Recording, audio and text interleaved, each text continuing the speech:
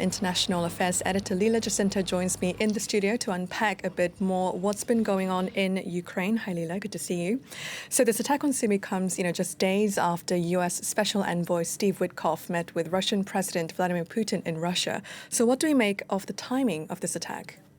Well, the timing is tragic. I mean, this attack is tragic. If you're just looking at the footage of what happened, this happened in the city or on Palm Sunday, at the start of the Holy Week before Easter. So in terms of the timing of the tragedy is devastating. And in terms of the diplomacy, I mean, this really underscores how far we are from when, if you recall, candidate Trump promised that within 24 hours of taking office, he would put an end to this to the Ukraine war. We're almost 3 months into the Trump presidency, and we do not seem to have even the most basic agreements on the conduct of war. And you're absolutely right. Trump's special envoy, Steve Witkoff, was in Russia just 2 days ago, where he met President Putin in St. Petersburg. Now, Steve Witkoff has been conducting a shuttle diplomacy over the past month. And if you recall, because, there's so much happening on the talks front, just on talks, not really what's happening on the battleground.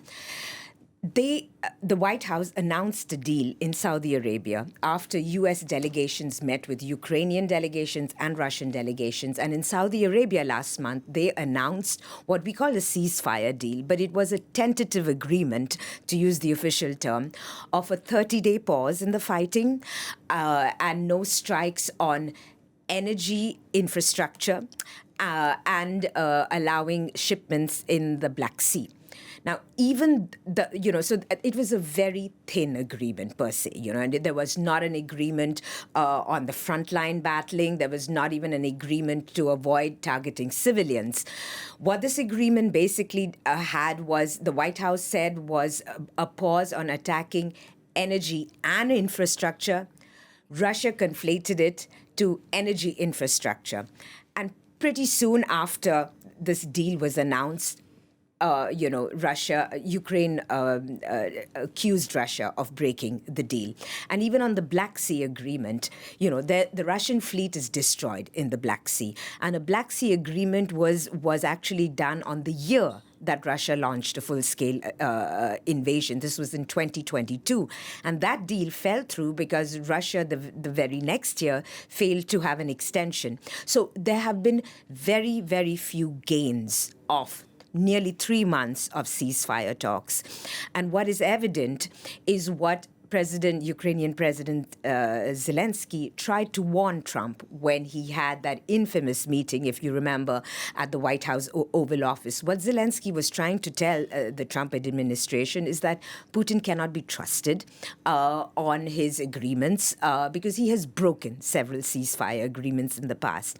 And if you see the comments coming out of Kremlin today, they have so far not commented on the Sumy attacks.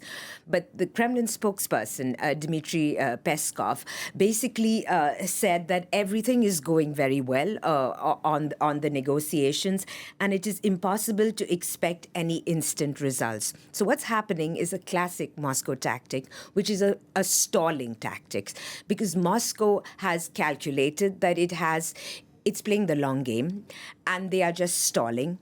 And meanwhile, we are seeing Ukrainian reserves of arms and, the attacks on the civilians continuing. And this is the spring season. And in this part of the world, the spring season is called the fighting season. And of course, this attack is extremely alarming. And, a lot of world leaders have been condemning this attack. French President Emmanuel Macron responded to this, and he basically said everybody knows that this war was initiated by Russia, and it is clear that Russia alone chooses to continue it. So no sign of any pause, much more ceasefire deal.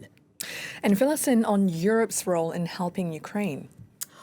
Well, I mean, Since the Trump administration came into power, Europe, of course, has realized that it is one, out of the negotiations, and two, it's on its own to try and help Ukraine's defenses. So on Friday, Europe agreed to a 21 billion euro military aid package to Ukraine.